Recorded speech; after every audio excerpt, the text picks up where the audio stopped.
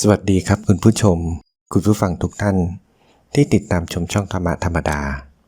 ในคลิปนี้เราจะมาฟังพระธรรมเทศนาของ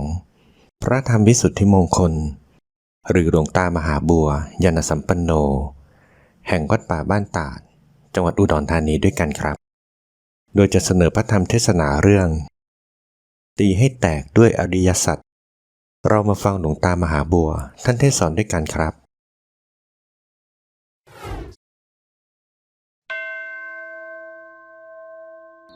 พระพุทธศาสนาเรามีอริยสัจสี่เป็นเครื่องยืนยันหลักความจริงของศาสนาพระพุทธเจ้าอุบัติขึ้นมาจากอริยสัจสี่โดยตรงพระสาวกทั้งมวลอุบัติขึ้นมาจากอริยสัจสี่ทั้งนั้นอริยสัจจึงเป็นเครื่องยืนยัน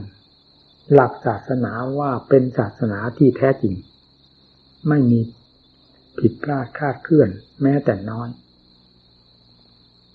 พระพุทธเจ้าผู้เป็นเจ้าของศาสนาก็เป็นอย่างแท้จริงไม่ใช่พระพุทธเจ้าปลอม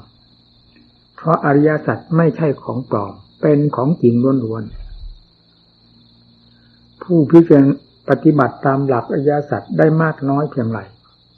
จะมีหลักใจได้มากน้อยเพียงนั้นคือคำว่าหลักใจได้แก่หลักใจที่ยังเข้าสู่ความจริงซึ่งมีอยู่ในโลกในธรรมทั้งหลายมีความเข้าใจในอริยสัจสี่นี้มากน้อยก็ชื่อว่าเป็นผู้เข้าใจทั้งทางธรรมและทางโลกมากน้อยตามส่วนโดยลำดับลำดาดังที่ท่านแสดงหลักแห่งจิตหลักแห่งธรรมของผู้ได้บรรลุจากการพิจารณาตามอริยสัจนี้ว่าพระโสดาพระสกิทาพระอนาคาพระอรหันต์หรืออรหันต์นี่แหละเป็นหลักเครื่องยืนยันของผู้ปฏิบัติธรรมมีอริยสัจเป็นสำคัญมากพระพุทธเจ้าทุกๆพระองค์อุบัติขึ้นจากอริยสัจสี่นี้พระสาวกทั้งมวลอุบัติขึ้นจากอริยสัจสี่เพราะฉะนั้นอริยสัจสี่จึงเป็นเครื่องยืนยันหลักความจริงของธรรมทั้งหลายด้วยของผู้เป็นเจ้าของศาสนาด้วยได้แก่พระพุทธเจ้าตลอดพระสงฆ์สาวกหรือว่าเป็นเครื่องยืนยันของพระไตรสรณาคมนี้ด้วยคือพุทธธรรมสงฆ์นี้ออกมาจากอริยสัจทั้งนั้นผู้รู้ธรรมเห็นธรรมไม่รู้อริยสัจไม่เรียกว่ารู้ธรรมเห็นธรรมเพราะฉะนั้นอริยสัจจะทำทั้งสี่จึงเป็นเครื่องยืนยันหลักของศาสนาและผู้เป็นเจ้าของศาสนาว่าเป็นผู้ปฏิบัติรู้แจ้งแทงทะลุในอริยสัจทั้งสี่แล้วโดยสมบูรณ์จึงสามารถประกาศศาสนธรรมได้โดยถูกต้องแม่นยำไม่มีที่สงสัยและยังผู้ประพฤติปฏิบัติตามคำสั่งสอนที่ประกาศให้แก่บรรดาสัตว์ทั้งหลายนั้นได้บรรลุโดยลำดับลำดาไม่มีข้อสงสัยแต่อย่างใดทางพระพุทธเจ้าของเราประกาศมาแล้วในวงปัจจุบันนี้ได้แก่พระสัมมาโคดมของเราศาสนานี้ไม่ใช่ศาสนาคาดคะเนผู้รู้ศาสนาไม่ใช่รู้ด้วยความคาดคะเนด้นเดาเหมือนอย่างโลกทั้งหลายที่อนุมานกันบ้างอะไรบ้างการเรียนก็มีอนุมานความจดความจำเป็นเรื่องอนุมานแต่เรื่องของปัญญาที่ทราบตามหลักคำจริงแห่งอริยสัจนี้ไม่ใช่อนุมานเรียกว่าเจอความจริงโดยลำดับอย่างแท้จริงทุกข์ก็เข้าใจเรื่องทุกข์ประจักษ์ใจสมุทัยก็รู้โทษของมันอย่างถึงใจด้วยมรรคคือสติปัญญาได้พิจารณาสอดส่องมองทะลุหมดแล้วสมุทัยจึงได้ดับลงไปผลแห่งสมุทัยคือความทุกข์ ก็ย่อมดับลงได้ด้วยนิโรธทันว่านิโรธคือความดับทุกข์ก็เพราะอำนาจของสมุทัยนี่แหละเป็นเครื่องยืนยันของศาสนา แล้วผู้ปฏิบัติก็เป็นเครื่องยืนยันในตัวเราอีกแต่ละท่านที่ได้ปฏิบัติตามหลักอริยสัจนี้โดยถูกต้องแม่นยำและสมบูรณ์แบบแล้วย่อมจะสามารถประกาศตนได้อย่างชัดเจนทั้งที่เราไม่เคยรู้เคยเห็นมาก่อนเลยอริยสัจนี้แต่จะประกาศกังวานความจริงขึ้นภายในจิตใจของผู้ได้บรรลุธรรมทั้งหลายจากอริยสัจนี้ความทราบซึ้งถึงพระพุทธเจ้าผู้เป็นเจ้าของศาสนาก็ทราบซึ้งในองค์อริยสัจนี้เป็นสำคัญเพราะนี้เป็นสักขีพยานให้ทราบทั้งพระพุทธเจ้าทั้งการทรงผ่านไปของพระองค์ด้วยอริยสัจตลอดถึงพระสงฆ์สาวกทั้งหลายที่ได้บรรลุธรรมจนถึงขั้นอรหัตอรหันต์นั้นล้วนแล้วตั้งแต่เป็นผู้ได้ยังเข้าถึงอริยสัจทั้งสี่นี้โดยสมบูรณ์แล้วธรรมะที่ว่า 84,000 พระธรรมขันธ์นั้นก็อุบัติขึ้นมาจากอริยสัจสี่นี้เป็นหินลับหรือเป็นสิ่งสถานที่ขุดคุยหรือขุดค้นขึ้นมาไม่มีที่อื่นเป็นที่เกิดแห่งธรรมทั้งหลายมีอริยสัจเป็นสำคัญเพราะฉะนั้นอริยสัจทั้งสี่นี้จึงเป็นเครื่องยืนยันของศาสนาพร้อมทั้งเจ้าของศาสนาได้โดยถูกต้องแม่นยำไม่มีข้อข้องใจสงสัยในผู้ปฏิบัติทั้งหลายแม้จะไม่เห็นองค์ศาสดาก็ตามไม่เห็นพระอรหันต์อรหันต์ทั้งหลายที่ท่านได้บรรลุผ่านไปแล้วก็ตามแต่ได้ปรากฏธรรมทั้งหลายขึ้นที่ใจของตนด้วยการขุดค้นอริยสัจนี้ให้รู้แจ้งแทงทะลุโดยสมบูรณ์ประจักษ์ใจนี้เท่านั้นเป็นสำคัญยิ่งกว่าสิ่งอื่นใด เพราะฉะนั้นทำภาคปฏิบัติที่จะเป็นเครื่องยืนยันตนเองได้และเป็นเครื่องยืนยันพระพุทธเจ้าเรียกว่าเชื่อพระพุทธเจ้าหรือเชื่อธรรมทั้งหลายได้ก็ต้องออกมาจากการปฏิบัติของตัวเองที่เป็นสันทิฏฐิโกด้วยการปฏิบัตินี้แหละเป็นสำคัญ นี่ไม่คาดไม่ด้นไม่เดาเป็นความรู้ประจักษ์จากภาคปฏิบัติอันนี้ไม่รู้ไม่เหมือนรู้สิ่งใดทั้งนั้นรู้ได้โดยความจำมาจากครูจากอาจารย์นั่นเป็นอย่างนี้ดังที่ท่านกล่าวไว้ในกาลามสูตรนั่นไม่ใช่ทำเล็กน้อยไม่ใช่ทำธรรมดาเป็นธรรมที่ลึกซึ้งมากทีเดียวว่าไม่เชื่อด้วยเหตุนั้นเหตุนั้นไม่ให้เชื่ออย่างนั้นอย่างนั้นบางทีท่านพูดไว้ถึง19 อย่าง10 อย่างไม่เชื่อตามครูตามอาจารย์ไม่เชื่อตามคนที่เชื่อถือได้ไม่เชื่อโดยบอกเล่าไปโดยลำดับลำดาอะไรก็ตามถ้าเชื่อแบบนั้นไม่จัดว่าเป็นความเชื่อที่แท้จริงในหลักของสันทิฏฐิโกเลยท่านหมายถึงสันทิฏฐิโกเป็นสำคัญจึงปฏิเสธเรื่องความรู้ความเห็นทั้งหลายหรือความเชื่อทั้งหลายเหล่านั้นเสียโดยสิ้นเชิงไม่ให้มีเหลือไว้เลยเพราะจะให้รู้ขึ้นภายในจิตใจด้วยสันทิฏฐิโกเท่านั้นจะรู้มากรู้น้อยรู้ขนาดไหนต้องเป็นรู้ด้วยสันทิฏฐิโกคือประจักษ์กับตัวเองโดยไม่ต้องถามใครเป็นสิ่งที่ปรากฏขึ้นกับใจและรู้ชัดภายในจิตใจของตนโดยลำดับแห่งขั้นแห่งธรรมทั้งหลายจนกระทั่งถึงวิมุตติหลุดพ้นก็เป็นสันทิฏฐิโกไปโดยลำดับลำดาจนถึงสันทิฏฐิโกอันสุดยอดนี่ภาคปฏิบัติเป็นอย่างนี้อันที่ว่าความจำเป็นอย่างหนึ่งความจริงเป็นอย่างหนึ่งความจำที่เราศึกษาเราเรียนมาได้มากน้อยนั่นเป็นภาคความจำกิเลสยังไม่เรียกว่าเป็นการฆ่ากิเลสยังไม่เรียกว่าเป็นการชำระกิเลสต่อเมื่อได้นำความจำอันนั้นเข้ามาประพฤติปฏิบัติโดยหรือตามหลักที่ท่านสอนไว้นั้นนั่นแหละเรียกว่าเป็นภาคปฏิบัติเมื่อได้ก้าวเข้าสู่ภาคปฏิบัติแล้วเป็นอย่างไรก็จะรู้จะเห็นภายในตัวของเราเช่นอย่างท่านสอนมาเทสาลุมานะขาทันตาตะโจเป็นต้นอาการเหล่านี้เป็นอย่างไรนี่เป็นการวิพากษ์วิจารณ์เป็นการคลี่คลายสภาพทั้งหลายเหล่านี้ออกด้วยภาคปฏิบัติและเนี่ยจะทำให้รู้แหละทีนี้มันเป็นยังไงก็จะรู้เข้าใจโดยลำดับและลำดาไปแต่พูดถึงเรื่องอสุภะคือพังความปฏิกูลโสโครกก็ไม่มีอะไรที่จะปฏิกูลโสโครกยิ่งกว่ากายเรากายมนุษย์ไม่ว่าภายนอกภายในนี่เห็นด้วยภาคปฏิบัติต้องเห็นจริงๆอย่างนี้ไม่ใช่ ภาคคาดคะเนท่านสอนไม่กลางๆว่าเกสาโลมานาขาดันตาตะโจไม่ได้บอกว่าเป็นสุภาคือความสวยงามและไม่ได้บอกว่าเป็นอสุภะคือของไม่สวยไม่งามของเป็นของปฏิกูลโสโครกท่านยังไม่ได้บอกเอาไว้ท่านว่าไว้กลางๆผู้ปฏิบัติให้จับวัตถุที่ท่านสอนนั้นอาการที่ท่านสอนนั้นเข้าสู่ปัญญาหรือน้อมเข้าสู่ปัญญาหรือนำปัญญาเข้าคลี่คลายในสิ่งทั้งหลายที่ท่านบอกว่าเกสาเป็นอย่างไรโลมานาขาทันตาตะโจแต่ละอย่างละอย่างหรืออย่างใดอย่างหนึ่งที่เราพิจารณาถนัดชัดเจนในอาการใดเป็นอย่างไรให้พิจารณาลงอย่างนั้นนี่แหละท่านเรียกว่าภาคปฏิบัติเมื่อพิจารณาลงไปแล้วอาการของอาการนั้นๆเป็นอย่างไรจะทราบด้วยปัญญาของตนเองเรื่องปฏิกูลเป็นลักษณะอย่างไรจะบอกขึ้นโดยทางปัญญา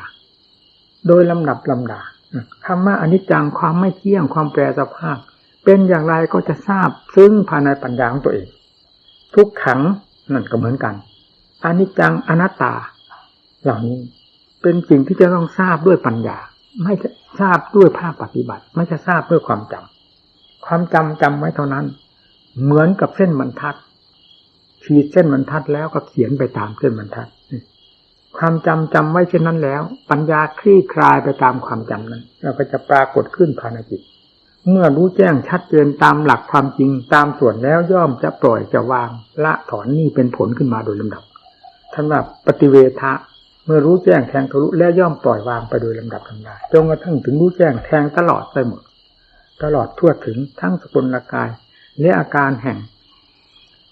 อาการของขันธ์ทั้งห้านี้โดยลำดับลำดาด้วยสติปัญญาจากภาคปฏิบัตินี่ท่านเรียกว่าสันทิฏฐิโกของผู้ปฏิบัติไม่ใช่ความจำเราจำมาแล้วพอมาคลี่คลายทางด้านปัญญาแล้วจะเกิดความรู้ความเห็นขึ้นภายในจิตใจอย่างนี้ทั้งพระพุทธเจ้าท่านทรงรู้พระสาวกอรหันต์อรหันต์ท่านรู้อย่างนั้นเองรู้ภาคปฏิบัติมาโดยลำดับลำดาจึงสอนให้ผู้นับถือพุทธศาสนาทั้งหลายได้มีภาคปฏิบัติด้วยถึงจะได้รับรสแห่งพระสัทธรรมตามหลักศาสดาที่สอนไว้เรามีแต่ความจำเฉยๆมันก็ไม่ผิดอะไรกับเรื่องเราจำสิ่งทั้งหลายอันนั้นเป็นนั่นอันนั้นเป็นนั่นอันนั้นเป็นนั่นก็มีเพียงเท่านั้นจะให้ยิ่งเข้าไปกว่านั้นก็ไม่ได้ต้องเป็นภาคปฏิบัติอันถึงจะพิสดารเข้าไปโดยลำดับนี่ก็เหมือนกันทางด้านจิตใจต้องอาศัยภาคปฏิบัติที่นี้พิจารณา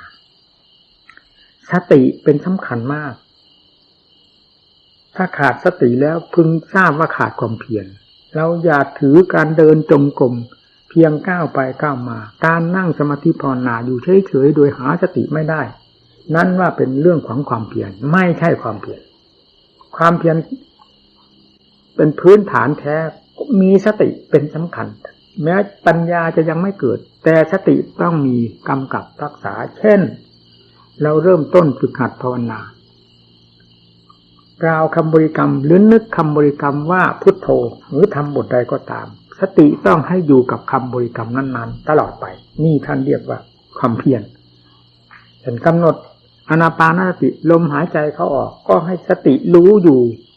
ความรู้สึกตัวอยู่ว่าหายใจเข้าหายใจออกไม่ส่งความรู้สึกนี้ไปที่ไหนๆนอกจากรู้อยู่กับลมที่หายใจเข้าหายใจออกนี้เท่านั้นนั่นเรียกว่าสติ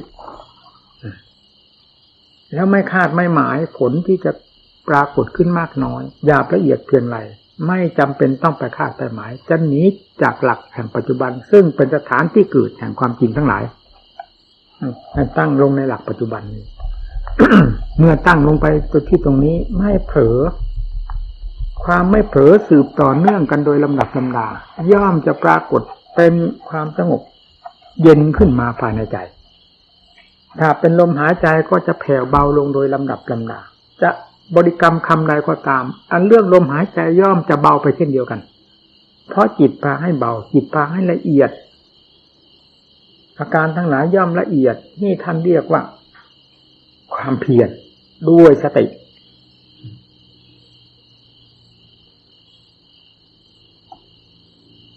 ผู้ประกอบความเพียรอย่าอิจฉาละอาใจในการตั้งสติ อย่าอิจฉาละอาใจในการประกอบความเพียรด้วยความมีสติอยู่ไหนก็ตามให้ระมัดระวังจิตของตนซึ่งคล่องต่อความคิดความปรุงด้วยอำนาจของกิเลสเป็นไหนๆอันนี้เป็นหลักธรรมชาติของจิตที่มีกิเลสเป็นเจ้าอำนาจฝังอยู่ภายในจิตใจใจทั้งดวงจึงกลายเป็นโรงงานผลิตกิเลสขึ้นมาของกิเลสทั้งหลายซึ่งเป็นของมีอยู่แล้วเพิ่มมูลขึ้นโดยลำดับแล้วเป็นไปอย่างรวดเร็วเป็นไปโดยหลักธรรมชาติโดยไม่ต้องบีบถูกต้องไม่ต้องถูกบังคับบัญชาสั่งการสั่งงานอะไรหากเป็นเรื่องของธรรมชาตินั้นทำงานของตัวโดยลำดับลำดาด้วยความคล่องแคล่วคล่องตัวมาตั้งแต่ไหนแต่ไรเพราะฉะนั้นจึงต้องลำบากในการที่จะแก้ไขดัดแปลงความรู้สึกเช่นนั้นให้เป็นความรู้สึกอย่างอื่นจากความรู้สึกในหลักธรรมชาติของกิเลสทั้งหลายนั้นเสียกลายมาเป็นความรู้สึกแห่งธรรมนี่จึงยากจึงลำบากสำหรับผู้ปฏิบัติธรรมทั้งหลายเช่นเรามาฝึกหัดภาวนาเบื้องต้นจิตนี้วอกแวกคลอนแคลนรวดเร็วต่อความคิดความปรุงต่อความรู้ความเห็นความสัมผัสสัมพันธ์ต่างๆไม่มีอะไรเร็วยิ่งกว่าจิตที่หาสติไม่ได้เพราะอำนาจแห่งการบังคับของกิเลสอยู่ภายในถึงต้องลำบากลำบนไม่ใช่น้อยในขณะที่เราฝึกหัดเบื้องต้นเป็นเช่นนั้นไม่ว่าใครๆจะเป็นเหมือนกันแต่เรื่องความอุตสาห์พยายามหรือความมุ่งมั่นเป็นสำคัญมากความมุ่งมั่นต่อผลที่จะพึงได้รับต่อผลที่ตนพึงหวังนั่นเป็นรากฐานสำคัญมากเป็นเครื่องยึดเหนี่ยวความภาคเพียรความอุตสาห์พยายามหรือความเพียรทุกด้านให้หมุนไปได้แม้จะยากลำบากก็หมุนไปได้ช้าหรือเร็วก็ตามต้องหมุนไปได้ด้วยอำนาจแห่งความมุ่งมั่นเป็นสำคัญดึงดูดให้พาให้ไปนั่นแหละทีนี้เมื่อเราใช้ความพยายามความเพียรอยู่โดยสม่ำเสมอไม่อิจฉาละอาใจต่อความเพียรเพราะอำนาจของกิเลสมันผลักมันดันเราย่อมจะเห็นความสงบเย็นใจเราย่อมจะเห็นความแปลกประหลาดภายในจิตใจของเราซึ่งเป็นธรรมชาติที่ควรจะรับสัมผัสความแปลกประหลาดอยู่แล้วเป็นแต่เพียงว่าความภาคเพียรของเรายังไม่ถึงหรือสติปัญญาของเรายังไม่สามารถเท่านั้นพอที่จะเปลี่ยนความรู้สึกซึ่งเคยเป็นเรื่องของกิเลสมากลายเป็นเรื่องของธรรมได้โดยคล่องตัวเหมือนกิเลสมันคล่องตัวของมันเพราะฉะนั้นจึงต้องอาศัยความภาคเพียรดำเนินอยู่โดยสม่ำเสมออย่าสำคัญว่าตนบวชมานานอย่าเป็นความเคยชินในความเพียรว่าตนเคยทำความเพียรมาแล้วอย่าเคยชินในความมีอายุพรรษามากน้อยเหล่านี้เป็นเรื่องความสำคัญมั่นหมายอันจะเป็นไปทางให้สำคัญตนในทางที่ผิดและให้ย่อหย่อนต่อความภาคเพียรโดยลำดับลำดาหาเป็นความเป็นสาระในทางด้านธรรมะไม่ได้จึงต้องเป็นผู้ใหม่อยู่เสมอนั่นแหละนักปฏิบัติต้องเป็นผู้ใหม่ตื่นเนื้อตื่นตัวอยู่เสมอทางความภาคความเพียรทุกสิ่งทุกอย่างต้องเป็นผู้ใหม่เสมอความเป็นผู้ใหม่คือความมีสติไม่นอนใจสิ่งที่พระพุทธเจ้าสอนไว้ทั้งมวลนั้นจะประมวลกันมาทราบที่ใจนี้ทั้งนั้นไม่ไปทราบที่อื่นธรรมนั้นมีอยู่แล้วธรรมไม่สงสัยเรื่องว่าธรรมไม่มีแต่สำคัญที่จิตนี้มีอะไรปิดบังไว้จึงไม่สามารถได้สัมผัสสัมพันธ์ธรรมได้ตามที่ธรรมมีอยู่จึงต้องได้ใช้กันประกอบความภาคเพียรขุดค้นลงเต็มที่เต็มฐานเต็มสติกำลังความสามารถนี่แหละเป็นทางที่จะให้สัมผัสสัมพันธ์ธรรมทั้งหลายตั้งแต่สมถะธรรมคือความสงบเย็นใจความสงบเย็นใจจากการภาวนาจากความภาคเพียรนี้เราจะเห็นได้ภายในใจของเราเองในขณะนั้นจิตที่เคยวุ่นวายจะสงบตัวลงเพราะอำนาจแห่งความเพียรระงับดับกันแล้วก็จะยั่งเข้าสู่ความสงบเย็นใจเพียงเท่านี้เราก็เห็นความแปลกประหลาดภายในใจเพราะแต่ก่อนมาหรือพูดว่าตั้งแต่วันเกิดก็ได้เราไม่เคยเห็นใจนี่มีความสงบตัวโดยลำพังเลยเพิ่งมาสงบตัวด้วยความภาคเพียรในวันนี้หรือในขณะนี้เท่านั้นนะพอปรากฏเป็นความสงบเย็นขึ้นมาความสงบอันนี้จะเป็นรสชาติที่แปลกประหลาดยิ่งกว่าความ รสชาติสิ่งใดที่เราเคยได้สัมผัสสัมพันธ์มาแล้วนั่นแหละเป็นสิ่งที่จะเพิ่มหนึ่งความเชื่อในธรรมทั้งหลายจะเด่นขึ้นสองความภาคเพียรหรือความเพียรทุกด้านจะเพิ่มกำลังขึ้นโดยลำดับให้เราได้หนุนความภาคเพียรมีกำลังแก่กล้าสามารถขึ้นไปโดยลำดับลำดา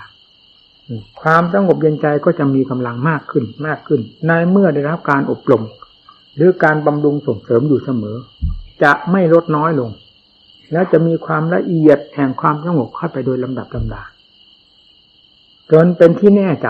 ว่าอ๋อนี่จิตสงบเป็นเช่นนี้เทียวเหรอเราไม่เคยเห็นความสงบของใจบัดนี้ได้เห็นแล้วและยังประจักษ์อยู่ตลอดเวลาด้วยไม่ว่ายืนว่าเดินว่านั่งว่านอนมองดูฐานของจิตจะเป็นฐานแห่งความสงบราบเรียบอยู่ภายในตัวเองแม้จะคิดปรุงแต่งหน้าที่การงานหรือเรื่องอะไรๆได้อยู่ก็ตามแต่พื้นฐานแห่งความสงบของใจนั้นจะไม่ละตัวเองจะเป็นพื้นแห่งความสงบเย็นใจอยู่ตลอดนี่เรียกว่าจิตเป็นสมาธิเมื่อสงบหลายครั้งหลายหนเข้าไปก็สร้างพลังให้ตัวเองขึ้นจนกลายเป็นฐานแห่งความมั่นคงขึ้นมาเรียกว่าจิตเป็นสมาธินี่แหละที่เราเคยเห็นในตำรับตำราอ่านเป็นความจดความจำในตำรับตำราว่าสมาธิคือความตั้งมั่นในตำราท่านบอกสมาธิคือความตั้งมั่นมันตั้งมั่นที่ไหนน่ะสมาธิแล้วก็มาเห็นที่ใจเพราะใจเป็นผู้ปฏิบัติใจเป็นผู้จดจำคำว่าสมาธิคือความตั้งมั่นมาสู่ตัวของเราแล้วปฏิบัติตามความจดจำนั้นด้วยภาคปฏิบัตินั่งสมาธิทำจิตให้เป็นความสงบด้วยสติจนกลายเป็นความสงบขึ้นมากลายเป็นความสงบขึ้นมาหลายครั้งหลายหนจนกลายเป็นสมาธิขึ้นมาภายในใจเพราะการสร้างฐานให้ตัวเองจากความสงบที่สงบครั้งนั้นรวมตัวเข้ามาเป็นเช่นนี้นี่ท่านเรียกว่าจิตเป็นสมาธินี่เห็นได้ภายในใจนี่ก็เป็นสันทิฏฐิโกอันหนึ่งเห็นได้อย่างชัดไม่ต้องไปถามผู้ใดเลยรู้ได้ภายในใจของตัวเองนี่เป็นขั้นหนึ่งเพียงความสงบเท่านั้นก็เป็นพื้นฐานแห่งปัญญาที่จะพิจารณาคลี่คลายสภาวธรรมทั้งหลายได้ตามขั้นแห่งสมาธิที่จะหนุนปัญญาได้ไม่ใช่ว่าจิตเป็นสมาธิเต็มที่แล้วจึงจะพิจารณาปัญญาโดยถ่ายเดียวเท่านั้นจิตเป็นสมาธิขั้นใดภูมิใดควรแก่ปัญญาขั้นนั้นๆที่จะพิจารณาคลี่คลายสภาวธรรมทั้งหลายให้มีความรู้แจ้งเห็นจริงไปโดยลำดับได้และเป็นคู่เคียงไปโดยลำดับธรรมดานี่ก็สมาธิมีความสามารถแก่กล้ามากเท่าไหร่ปัญญาก็ยิ่งพิจารณาได้อย่างรวดเร็วนี่แหละหลักของสมาธิเป็นเช่นนี้ด้วยก็รู้ด้วยตัวเองและเรื่องของปัญญาที่ว่ารู้ยังไงเห็นยังไงก็จะรู้ในเมื่อสมาธิเป็นเครื่องหนุนไว้แล้วท่านจึงเรียกสมาธิปริภาวิตาปัญญามหาพลาโหติมหานิสร้างซ่าปัญญาที่สมาธิเป็นเครื่องอบรมหรือเป็นเครื่องหนุนแล้วย่อมมีความแก้วกล้าสามารถคล่องตัวในการพิจารณาท่านเรียกว่ามีอานิสงส์มากท่านว่าก็คือมีพลังนั่นเองมีความแก้วกล้าสามารถมีความคล่องตัวปรากฏขึ้นโดยลำดับลำดาเพราะจิตที่เป็นสมาธิแล้วไม่มีความหิวโหยในอารมณ์อันใดภายนอกซึ่งเคยเป็นมามีความอิ่มตัวอยู่ภายในวงสมาธิเมื่อพาพิจารณาทางด้านปัญญาจิตย่อมทำงานตามการพิจารณานั้นตามที่สั่งเสียหรือตามที่บังคับบัญชาให้ทำนั้นไม่ละเหเร่ร่อนวุ่นวายไปกับสิ่งนั้นสิ่งนี้ด้วยความหิวโหยอารมณ์ต่างๆเหมือนคนที่ไม่มีสมาธิภายในใจจิตจึงเป็นของสำคัญที่จะต้องให้มีความสงบเพื่อเป็นบาดฐานของทางด้านปัญญาจะได้ทำหน้าที่ของตัวโดยสะดวกเพราะจิตไม่ฟุ้งซ่านรำคาญไม่หิวโหยกับอารมณ์แล้วแส่สายทางโน้นแส่สายทางนี้แย่งไปทางโน้นขัดแย้งทางโน้นขัดแย้งไปทางนี้เพราะจิตสงบแล้วไม่ยุ่งนั่นคือว่าสมาธิอบรมปัญญาสมาธิเป็นเครื่องหนุนปัญญาให้มีความสามารถแก้วกล้ามีความคล่องตัวทีนี้เมื่อพิจารณาทางด้านปัญญาสิ่งใดที่ไม่เคยรู้เคยเห็นจะรู้จะเห็นขึ้นมาโดยลำดับลำดาไม่มีทางสิ้นสุดเช่นเดียวกันส่วนสมาธินั้นมีสิ้นสุดได้ เมื่อพิจารณาเมื่อภาวนาสมาธิให้ละเอียดเต็มที่ของสมาธิถึงขั้นอัปปนาแล้วมีเท่านั้นไม่ก้าวต่อจากนั้นไปเลยคือกำหนดลงไปถึงแค่ท่านเรียกว่าอัปปนาคือแนบแน่นได้ตามต้องการพอกำหนดลงถึงนั้นแล้วก็อยู่จะให้ละเอียดยิ่งกว่านั้นไปก็เป็นไปไม่ได้เพียงเท่านั้นแล้วก็ถอยออกมาแล้วก็เข้าไปเท่านั้นนั่นเป็นหลักสมาธิให้ละเอียดยิ่งกว่านั้นไม่ได้นี่ดูตัวเรียกสมาธิเต็มภูมิเป็นเช่นนั้นส่วนปัญญาไม่สิ้นสุดพิจารณาเท่าไหร่ยิ่งแยบคายไปโดยลำดับลำดาสรุปความลงว่าจนกระทั่งกิเลสพังทลายลงหมดไม่มีอะไรเหลือภายในใจเลยเป็นจิตที่บริสุทธิ์ล้วนแล้วปัญญานี้ถึงจะพอตัวหยุดถ้ายังไม่ถึงขั้นนี้แล้วปัญญาจะไม่มีหยุดยั้งจะมีความละเอียดแหลมคมไปโดยลำดับลำดาเช่นเดียวกับกิเลสที่มันละเอียดแหลมคมมากต่อหัวใจของสัตว์โลกหรือหัวใจของเราเองท่านสติปัญญาจึงต้องได้ใช้ความพิจารณาให้มากถึงขั้นที่พิจารณาเอาจริงเอาจังเมื่อถึงขั้นที่จะพักสงบเช่นเดียวกับเราพักงานเราต้องพักไม่พักไม่ได้ทำแต่งานอย่างเดียวตายได้คนเราไม่รับทานไม่พักผ่อนนอนหลับมันตายได้ถึงจะได้งานก็ตามแต่ก็ไม่เต็มเม็ดเต็มหน่วยสุดท้ายก็หมดกำลังจึงต้องอาศัยพักผ่อนนอนหลับรับทานอาหารให้สบายแล้วประกอบการงานต่อไปสลับกันไปเรื่อยๆเช่นนี้การพิจารณาทางด้านปัญญาก็เหมือนกันเวลาสงบจะพักทางด้านสมาธิก็พักไม่ต้องกังวลกับสิ่งใดขึ้นชื่อว่าปัญญาไม่ยุ่งในขณะที่จะทำจิตให้เป็นสมาธิคืออารมณ์อันเดียวพักตัวด้วยความสงบก็พักเข้าเสียมีแต่อารมณ์แห่งสมาธิอย่างเดียวแล้วอยู่ด้วยความสงบเย็นใจพอถึงวาระที่ควรจะออกจากความสงบแล้วเพราะมีกำลังพอสมควรแล้วก็ออกพิจารณาคลี่คลายทางด้านปัญญาก็หมุนตัวไปเรื่อยๆด้วยการพิจารณาปัญญานี้มีหลายขั้นตั้งแต่ขั้นอสุภะอสุภังไปโดยลำดับจนกระทั่งถึงอนิจจังทุกขังอนัตตาทั้งส่วนหยาบส่วนกลางส่วนละเอียดปัญญาจะเดินตลอดทั่วถึงไปหมดเช่นขันธ์หยาบปัญญาก็จะพิจารณาทางด้านอสุภะเป็นส่วนมากขันธ์หยาบคืออะไรรูปขันธ์ที่เห็นว่าเป็นของสวยของงามน่ารักใคร่ชอบใจน่ากำหนัดยินดีนี่เป็นความสำคัญของกิเลสที่เสี่ยมสอนมาตั้งแต่การไหนๆทำจัดโลกให้ตื่นให้หลงอยู่ไม่มีวันอิ่มพอไม่มีวันเห็นโทษของมันปัญญาจึงต้องสอดแทรกเข้าไปตรงนั้นแก้ความที่ว่าสวยงามมันสวยงามยังไงดูให้เห็นหาความสวยงามให้มันเห็นถ้ามันมีจริงๆมันจะเห็นมันจะพบในสิ่งนั้นแหละแต่เวลาพิจารณาเข้าไปที่ไหนที่ว่าสวยงามไม่มีปรากฏมีแต่อสุภะอสุภังเต็มเนื้อเต็มตัวทำไมจะทนต่อความจริงได้ต้องยอมรับว่าหาความจริงหาความสวยงามไม่มีในสกุลกายนี้มีแต่ความอสุภะอสุภังเต็มเนื้อเต็มตัวของเราทั้งเป็นทั้งตายมันเป็นอสุภะดูอยู่ด้วยกันทั้งนั้นนี่คือหลักของปัญญาพิจารณาคลี่คลายในขั้นหยาบคือรูปขันธ์ส่วนมากพิจารณาถึงเรื่องอสุภะอสุภังจากนั้นก็แปรสภาพลงไปก็เป็นอนิจจังทุกขังไปยังไงบีบบังคับขนาดไหนดูเอาเราก็รู้อนัตตาเป็นสาระสำคัญควรจะถือว่าเป็นเราเป็นของเราได้ที่ตรงไหนทั้งรูปกายของเรานี่ทั้งเวทนาทั้งสัญญาทั้งสังขารทั้งวิญญาณเอาการเหล่านี้เมื่อเลื่อนจากรูปขันธ์นี้ไปแล้วมักจะพิจารณาเป็นไตรลักษณ์ไม่ย้อนไม่พิจารณาเป็นอสุภะเพราะสิ่งเหล่านั้นไม่เกี่ยวกับเรื่องว่าสุภะอสุภะมันมีเฉพาะเรื่องของกายเท่านั้นที่สำคัญมันหมายอะไรต่างๆจึงต้องแก้ความสำคัญมันหมายว่าเป็นของสวยงามนั้นด้วยการพิจารณาอสุภะอสุภังแก้กันพอขั้นนี้สมบูรณ์ภายในจิตใจคือประจักษ์กับปัญญาอย่างชัดเจนแล้วย่อมปล่อยวางทั้งสุภะคือคำสำคัญว่าสวยว่างามด้วยทั้งอสุภะที่สำคัญว่าไม่สวยไม่งามด้วยไม่สนใจไม่ยึดในเงื่อนใดเงื่อนหนึ่งพอตัวในการพิจารณาแล้วผ่านไปในท่ามกลางแห่งความพอดีของตัวเองนั่นท่านเรียกว่าปัญญาผ่านไปนั้นแล้วแต่พิจารณาอะไรก็เวทนาสัญญาสังขารวิญญาณนั่นขันธ์ละเอียดคือเวทนาขันธ์สัญญาขันธ์สังขารขันธ์วิญญาณขันธ์เรียกว่านามขันธ์นามขันธ์นี่พิจารณาด้วยไตรลักษณ์คืออนิจจังก็ตามทุกขังก็ตามอนัตตาก็ตามขอให้พิจารณาให้มีความถนัดชัดภายในจิตใจถนัดใจแน่ใจในอาการใดชอบในอาการใดในอนิจจังก็ดีในทุกขังก็ดีในอนัตตาก็ดีพิจารณา อันนั้นส่วนใดส่วนหนึ่งได้หากวิ่งถึงกันหมดเพราะธรรมเหล่านี้เกี่ยวโยงกันนี่เรียกว่าปัญญายังทราบตามความเป็นจริงในสิ่งทั้งหลายเหล่านี้แล้วก็ย่อมปล่อยวางเช่นเดียวกันกับรูปคือรูปกายของเหล่านี้แล้วก็เวทนาสัญญาสังขารวิญญาณทั้งห้านี้เป็นอาการอันหนึ่งของจิตเท่านั้นไม่ใช่จิต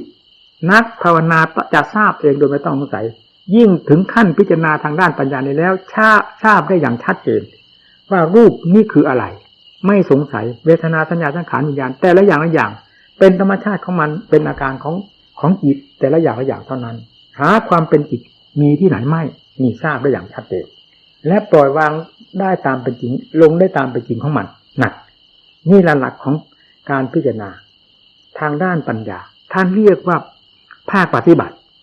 รู้ต้องรู้อย่างนี้จึงรู้จริงเห็นจริงรู้อย่างนี้พิจารณาอย่างนี้เรียกว่าพิจารณาอริยสัจการที่กล่าวมาทั้งหมดนี้เป็นอะไรพิจารณาอริยสัจทั้งนั้นอสุภะอสุภังคืออะไร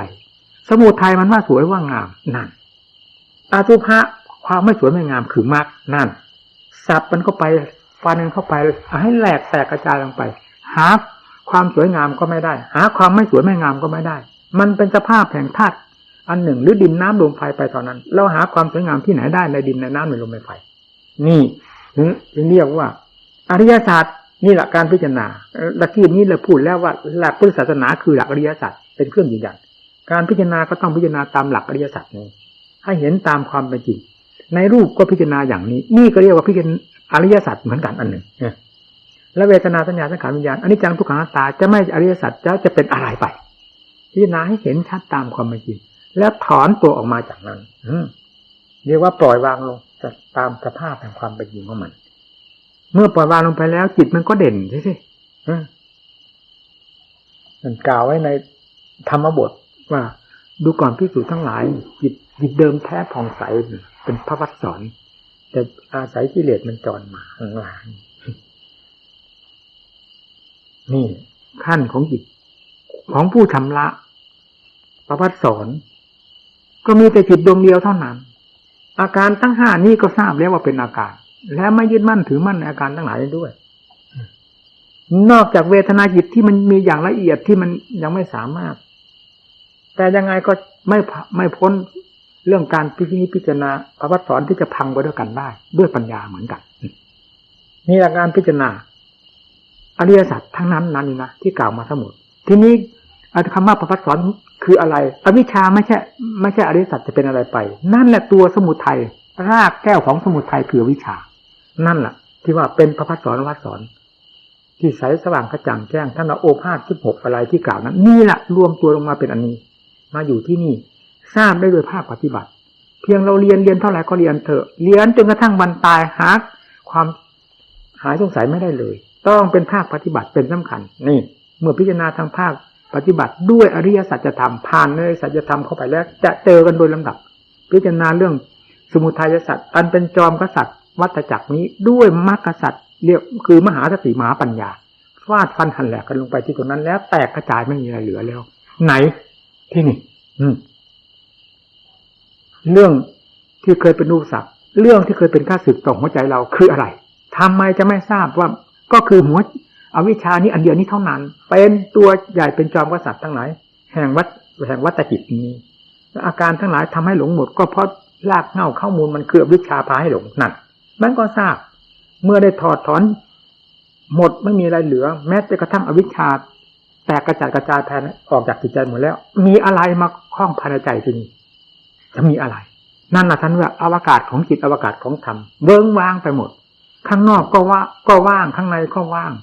ข้างนอกก็ปล่อยวางข้างในก็ปล่อยวางไม่ยึดถือไว้โดยประการทั้งปวงทั้งภายนอกภายในเบิ้งว่างไปหมดอย่างนี้เรียกว่าอวกาศของจิตอวกาศของธรรมอยู่ที่ไหนก็อยู่ที่อวิชชาแตกกระจายไปแล้วไม่มีที่ยึดอะไรกันยึดหาอะไรยึดหาภพหาชาตินั่นแหละถ้าลงยึดอยู่ต้องเป็นภพเป็นชาติภายในจิตใจรู้ชัดๆนี่แหละภาคปฏิบัติไม่เคยรู้ก็ตามเมื่อถึงขั้นรู้ปิดไม่อยู่เมื่อถึงขั้นเชื่อแล้วปิดไม่อยู่เรื่องเชื่อธรรมทั้งหลายอริยสัจเป็นตัวยืนยันเป็นหลักธรรมที่ยืนยันแห่งความรู้แจ้งแทงทะลุทั้งหลายโดยไม่ต้องสงสัยนี่มันก็สะเทือนไปถึงพระพุทธเจ้าผู้เป็นเจ้าของศาสดามีหรือไม่มีพระพุทธเจ้า อันนี้มีหรือไม่มีที่รู้อยู่ภายในเวลานี้นั่นมันบอกใครเป็นคนสอนไม่ให้เรารู้อย่างนี้ถ้าไม่ใช่ศาสดาไม่ผ่านแล้วเอาอะไรมาสอนเรานั่นมันยอมรับโดยลำดับสาวกอรหันต์ทั้งหลายล้วนแล้วตั้งแต่ผ่านอริยสัจนี้ทั้งนั้นเพราะฉะนั้นเรื่องพุทธศาสนาหรือศาสนธรรมของพระพุทธเจ้าจึงไม่มีที่สงสัย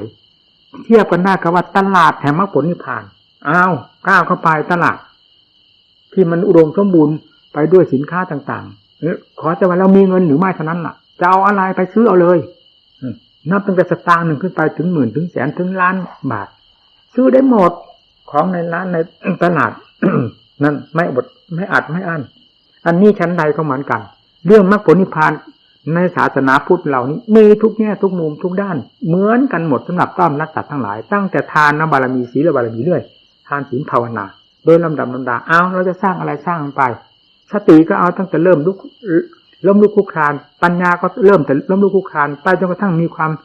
เฉลียวฉลาดแตกแขนงไปไม่มีสิ้นสุดจนถึงวิมุตตินิพพานหลุดพ้นไปโดยสิ้นเชิงนี่แหละท่านว่ามรรคผลนิพพานเต็มที่ใน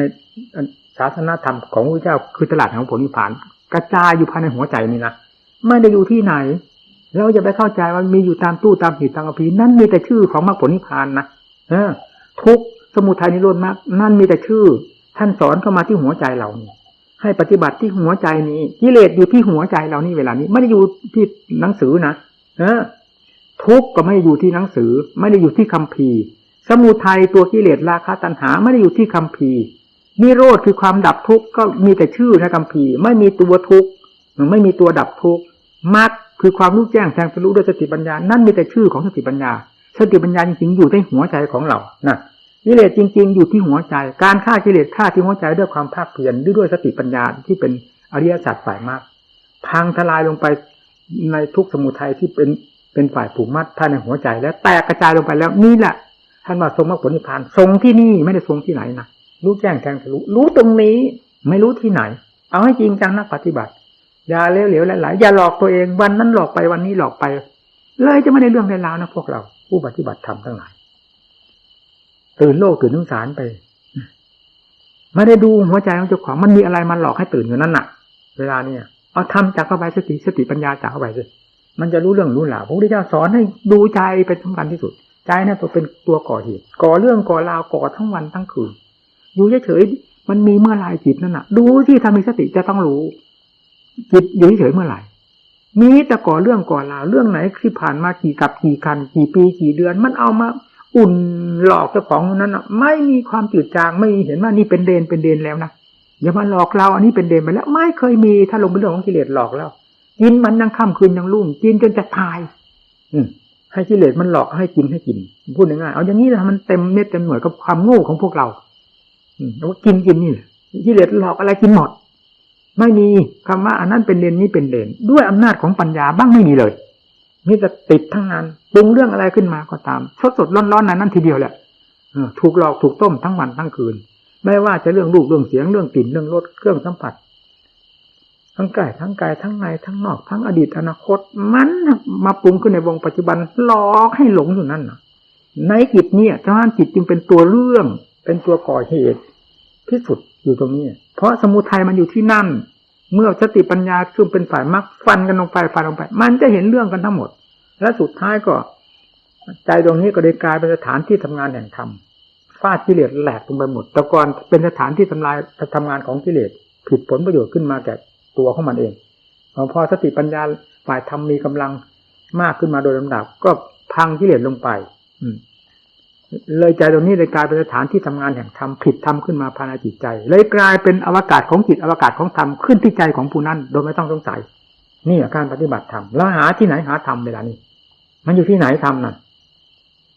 ทำไมอยู่ที่หัวใจถามที่กิเลสมันอยู่ที่ไหนปิดไม่รู้ธรรมเห็นธรรมอะไรปิดก็นอกจากกิเลสเท่านั้นมีอะไรปิดฟันกิเลสลงไปด้วยสติปัญญาศรัทธาความเพียรเอาไว้แล้วไม่ได้บอกธรรมอยู่ที่ไหนจะรู้เองใจเท่านั้นจะเป็นผู้ที่รอสัมผัสสัมพันธ์กับธรรมทั้งหลายอย่างอื่นสัมผัสไม่ได้ถ้าใจนี้พร้อมเสมอขอให้ได้เปิดเผยตัวเองออกมาเถอะอย่างไรจะรับรู้รับเห็นไม่ว่าทำขั้นใดจะประกาศกลางบานขึ้นที่หัวใจดวงนี้ทั้งนั้นเพราะนั้นคือขอให้ทุกๆท่านตั้งอกตั้งใจเพื่อปฏิบัติเต็มสติกำลังความสามารถเราอย่าตื่น พบตื่นชาติเราอย่าตื่นมัตตสงสารอย่าตื่นเรื่องความเกิดแก่เจ็บตายอย่าตื่นโลกมันเกิดแก่เจ็บตายมาอันนี้มีตั้งกับตั้งการจี้กับกี่กันแล้วในรายของเราคนหนึ่งเท่านั้นแหละนี่ไม่สงสัยพูดโกงๆพอได้ค้นเรื่องอริยสัจให้มันแตกกระจายภายในหัวใจแล้วไม่สงสัยนี่พูดจริงๆการแนะนำสั่งสอนหมู่เพื่อนนี่ก็พูดด้วยความจริงใจจริงๆไม่ได้ลูกคำเอามาพูดนะเวลาโง่ไม่ต้องโง่หัวใจดวงนี้เวลาฉลาดไม่ต้องบอกไม่ว่าหัวใจดวงใดแต่ถึงขั้นฉลาดแล้วฉลาดเองเหมือนกันเมื่อถึงขั้นฉลาดแล้วไม่โง่นะถ้าโง่จะกิเลสมันจะพังได้ยังไงใจต้องเป็นใจฉลาดที่กิเลสถึงจะพังผิดขึ้นมาความฉลาดมีอยู่ในหัวใจของทุกคนผู้สอนไว้ทุกคนนะสติปัญญาอยู่ที่ไหนสอนพวกเรานี่ทั้งนั้นเราเป็นลูกศิษย์ตถาคตไม่ใช่ลูกศิษย์เทวทัตทำลายศาสนาอยู่ภายในวงของพระของตัวเองที่ยิ่งอยู่ว่าตัวมีความภาคความเพียรขี้หมาอะไรมีแต่ความเพียรที่เด็ดมันฟัดหัวเรานั่นถ้าสติไม่มีเป็นอย่างนั้นเอาละการแสดงตามเขาบอกจะปวดหัวเหนื่อยนี่แหละมันลึกล้ำมากนะจิตลึกล้ำมากจริงๆไม่มีอะไรที่จะสามารถแกะมันออกได้เลยนอกจากทำพระพุทธเจ้าเท่านั้นด้วยภาคปฏิบัติทำก็ทำเถอะเรียนก็เรียนมาเถอะถ้าไม่ใช่ภาคปฏิบัติแล้วจะไม่หายสงสัยในสิ่งเหล่านี้เลยก็ธรรมดาเหมือนคนเขาไม่ได้เรียนนั่นแหละเล่นเป็นอย่างนั้นไปนะเขาไม่มีอะไรเห็นไม่มีอะไรรู้มีแต่ความจำมาเฉยความจริงไม่มีพอที่จะเอาพิสูจน์กันได้เลยจะอะไรมาเชื่อมนุษย์เรานะพอความจริงมันจับมันเข้าจำเข้าเห็นด้วยตาสิ่งใดจะไปเห็นด้วยตาของเราแล้วความเชื่อมันบอกเองไม่ต้องให้คนใดมาบอกพอมองเห็นปั๊มนี่มันเข้าใจพอได้ยินปั๊มมันเข้าใจนั่นแหละถ้าลงมันได้สัมผัสแล้วมันก็เชื่อตัวเองก็ได้นี่แหละสารทิฏฐิโกก็เหมือนกันภาคปฏิบัติถ้าไม่มีภาคปฏิบัติเลยก็ไม่ผิดแล้วเราท่านเรื่องเรียนมากเรียนน้อยที่เรียนไม่ได้ถลอกปอกเปิดเลยดีไม่ดีท่านลงตัวด้วยว่าเรียนมากนั่นน่ะเสริมกิเลสขึ้นไปอีกมากยิ่งกว่าคนธรรมดาสำคัญยิ่งในจะออกด้วยนะว่าเรียนมากถ้าไม่ได้ปฏิบัติคือพอปฏิบัติแล้วจะเริ่มพังทิฏฐิมานะเหล่านี้ทำความสำคัญตนนี้ลงไปโดยลำดับพังลงไปต่อไปก็เห็นโทษแห่งความสำคัญของตนเองจากนั้นก็พังหมดเลยกิเลสพังมันเป็นนั้นนะถ้ามีมากความเพียรไม่ค่อยเข้มแข็งนะทำมามากแล้วมันอืดอาดเหนื่อยหน่ายมันไม่เหมือนน้อยนะแต่นี่มันก็ได้อันหนึ่งมันก็เสียอันหนึ่งจะทำไงผมผู้เป็นหัวหน้านี่ก็ลำบากเหมือนกันนะใครก็อยากมามีน้อยความเพียรก็เข้มแข็งดีทำอะไรก็คล่องตัวเพราะไม่มากทำมากแล้วมันก็อึดอัดมันเกี่ยวโยงกันไปหมดวัดนี่ผมคิดดูตัวเองจัดอาหารเท่านี้ก็พอแล้วดูยิ่งมากเท่าไรมันก็ยิ่งอึดอัดเหนื่อยหน่ายอย่างว่านะภาคเพียรนี่มันเป็นหน้าเป็นหลังอะไรเรื่องมาแห่กันอยู่เฉยหาตัวเนื้อหาตนหาตัวก็ไม่เจอนี่พระรูปพระกรรมฐานสายหลวงปู่มั่นนี่มันจะลงไปขายตัวกันที่กรุงเทพเยอะนะเราวิตกวิจารณ์เหมือนกันเนี่ยบ้ามีคนเคารพบ้างอะไรบ้างเป็นบ้าขึ้นนะว่าดินเหนียวติดหัวทั้งว่าตัวมีหงอนขึ้นเนี่ยอันนี้แหละสำคัญทำให้ศาสนาเสียขายตัวเองหลั่งไหลไปกรุงเทพกรรมฐานมันเป็นนะมันเป็นแน่ๆไม่สงสัยผู้มุ่งมุ่งทำหาตั้งแต่ที่สงัดที่วิเวกประกอบความภาคเพียรเท่านั้นนั่นผู้เป็นธรรมผู้จะทรงอัดคงทำไม่คือผู้เช่นนั้นไม่ใช่ผู้กันอย่างนั้น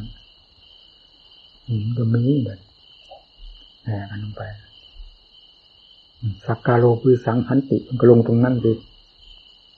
ลาภสักการะบูชามันตายเพราะลาภสักการะบูชาเพราะความนับถือให้คนอื่นมานับถือเจ้าของไม่นับถือเจ้าของมันได้เรื่องอะไรเอาเจ้าของนับถือเจ้าของยิ่งประคองเจ้าของให้ดีเอาเรื่องนอกพังตะวันนอกเป็นไรเรื่องในคือเรื่องตัวเองดีชั่วประกาศอยู่ในตัวของเราเอง อย่างไรมันจะดีก็เอาลงไปตรงนี้อันนี้ดีแล้วมันไม่มีปัญหาอะไรละภายนอกเรื่องคนนับถือเขานับถือก็เป็นเรื่องของเขาเป็นความเชื่อความเลื่อมใสมันเลื่อมใสอยู่ในหัวใจของเขาเขาว่าผ่องใสก็ผ่องใสในหัวใจของเขาใจของเราเหมือนกับทานไฟมันได้เรื่องอะไรถ้ามีไฟอยู่ก็แดงโล่ถ้ามีไฟก็ดำไปอีกนะทานไฟแบบนั้นนี่เรื่องอะไรครูบาอาจารย์ก็ยิ่งล่วงลับไปล่วงลับไปแล้วอันนี้แหละมันจะแซงหน้าไปเลยทีนี้ปลายใหญ่ไม่มีที่เคารพนับถือไม่มีที่ระวังระเวียงยิ่งปลายใหญ่ความไม่มีธรรมเป็นอย่างนั้นนะกิเลสมันเร็วนะรวดเร็วที่สุดต่อการสังหารธรรมไม่มีอะไรเกินกิเลสความรวดเร็วในการทำลายศาสนาทำลายตัวเองกับการสอบกับการก่อสร้างอันหนึ่งอันนี้ผมก็วิตกมากเหมือนกันนี่ขู่หมู่เพื่อนไว้ผู้ที่ยังเคารพในธรรมอยู่ก็จะเชื่อครูอาจารย์ผู้ที่มันหมดความเชื่อธรรมแล้วก็จะถือวัตถุเครื่องก่อสร้างนั้นเป็นเครื่องประดับเกียรติบ้าของมันเป็นแน่ๆนะนี่ฟังแต่ว่าวัตถุเป็นอะไรมันเต็มแผ่นดินอยู่นี่วิเศษวิโสอะไรใครเกิดมาก็เกิดมากับวัตถุนี่แหละหรือท้องแม่กับวัตถุนะจะเป็นอะไรไปถ้าวัตถุบ้านเรือนสถานที่ทุกสิ่งทุกอย่างที่เราอาศัยมันมีแต่วัตถุทั้งนั้นวิเศษอะไรเราเป็นนักปฏิบัติธรรมเราต้องเอามาเทียบมาเคียงสิพระพุทธเจ้าวิเศษอะไรพิจารณาสิวิเศษด้วยวัตถุหรือวิเศษด้วยธรรมนั่นเพียงเท่านั้นจิตมันก็ปัดเข้าในธรรมแบบเหยมันเท่านั้นตายที่สองจะเอาเป็นนักกรรมฐานเรายิ่งการก่อการสร้างยุ่งหัวใจเจ้าของไม่ยอมสร้างไม่ยอมปรับปรุงไม่ยอมแก้ไขนี่สิไปหาสนใจไปหาเกาแต่ที่ไม่คันมันถลอกปอกเปิดไปเรื่อยๆที่มันคันๆอยู่ในหัวใจไม่ยอมเกานี่มันขัดกับธรรมอยู่ตลอดที่เรียกต้องได้เปรียบธรรมเสมอไปแหละนี่ก็หมดไปแล้วเนี่ยครูบาอาจารย์ทั้งหลายนี้มีที่ไหนเดี๋ยวนี้มันจะมีที่เกาะที่ยึดแล้วถ้าไม่ยึดหลักธรรมหลักวินัยแล้วหาที่ยึดไม่ได้เหมือนว่าเชือกขาดบนอากาศนะหัวปักลงมานั่นดูเอาไม่มีหลักไม่มีธรรมวินัยเป็นเครื่องยึดของใจเราเป็นอย่างนั้นนี่เลยเอาหัวปักไปเลยนี่ถ้าขันทุกวันนี้มันก็อ่อนเต็มทีแล้วนะมันปล่อยไปแล้วอย่างที่ว่านี่นะไม่ทราบเองมันเป็นอยู่ในหัวใจเจ้าของเองมันปล่อยมันรำคาญถ้าพูดจะแบบว่ารำคาญแต่มันไม่แบบไม่ใช่รำคาญแบบอะไรที่ว่าเป็นกิเลสนี่มันก็ไม่ใช่เป็นมันรู้ในตัวของมันว่ากำลังวังช้างเราที่จะทำประโยชน์ให้โลกนี้มันอ่อนตัวลงไปมันก็ไม่อยากจะเล่นอยู่เจ้าของคนเดียววันหนึ่งพอดีก็ทรงธาตุทรงขันธ์นี้ไว้เท่านั้นพอแล้วไม่อยากยุ่งกับอะไรพูดกับใครมันจำเป็นก็ได้พูดอย่างที่เห็นกันอยู่นี่แหละตอนเช้าก็ทนเอาทำหันแล้วเพราะเมืองอุดรนี่จะบอกเขาไว้แล้วว่าอุดรนี่เป็นเหมือนกับเมืองเจ้าของถ้าหากว่าจะมาก็มาตอนเช้าซึ่งเป็นเวลาที่เราลงอยู่แล้วลงมาศาลานั่นเวลาเข้ามาตอนเช้าแล้วเขาอยากพบอยากเห็นอยากมาทำบุญให้ทานก็แล้วก็ถือโอกาสพูดถึงจะลำบากก็ทนเอาตอนนั้นพูดเขากับเขาบ้างพอสมควรแล้วก็ให้เขากลับไปทางนั้นแล้วก็ไม่นั่นอุดรเนาะเราบอกมันไม่มายุ่งเนี่ยเราได้รับแขกตอนเช้าก็อย่างนั้นทนเอาหัวใจคนเราถือหัวใจเป็นสำคัญฝืนไปอย่างนั้นน่ะเพื่อหัวใจทั้งกายทั้งกายมีแต่หัวใจมาหัวใจมีคุณค่ามาก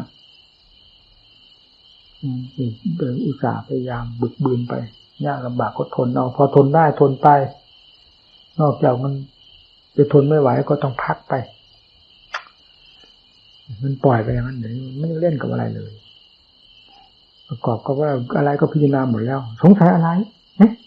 ถ้าจะว่าสงสัยมันไม่ได้สงสัยอะไรในหัวใจไม่เคยคิดว่าอะไรเป็นหลักพอจิตมันจะไปยึดนั่นยึดนี่อะไรแม้แต่ธาตุขันธ์ที่ อยู่ด้วยกันนี่มันก็ได้เคยพูดแล้วไม่รู้กี่ครั้งกี่หนมันก็เหมือนเครื่องมือเหมือนเรายกอันนั้นจับนั้นขึ้นมาฟันนั้นจับมันนี่จับมีดจับไม้ขึ้นมาฟันนั้นฟันนี่อันนี้ก็เหมือนกันมันก็เป็นร่างอย่างเครื่องมือของใจเท่านั้นเองจะเป็นอะไรไปรู้ได้ชัดๆอยู่นั่นก็จะฝืนมันอะไรอีกความรู้นั่นแบกหามอะไรนะวันหนึ่งคืนหนึ่งมันก็มีแต่มืดกับแจ้งอย่างนั้นมีอะไร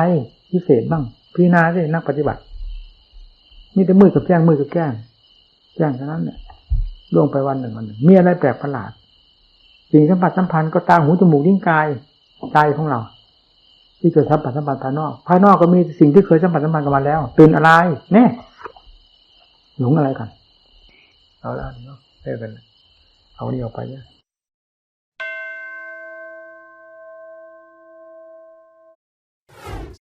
เราทำดีต่อผู้อื่นอย่าไปคาดหวังว่าผู้อื่นจะต้องทำดีต่อเราถ้าเราเข้าใจข้อนี้จะไม่เป็นทุกข์โดยไม่จำเป็นโอวาทธรรมหลวงตามหาบัวญาณสัมปันโนขอขอบคุณทุกท่านที่ได้สนับสนุนช่อง YouTube ธรรมะธรรมดาด้วยครับทุกครั้งที่ท่านดูอย่าลืมช่วยกันกดไลค์กดแชร์เพื่อเป็นการทำให้คลิปธรรมะของเราได้มีการเผยแพร่ออกไปมากขึ้นและที่สำคัญอย่าลืมกดติดตามช่องธรรมะธรรมดาด้วยนะครับขออนุโมทนาบุญกับทุกท่านที่ร่วมรับฟังด้วยกันครับสาธุ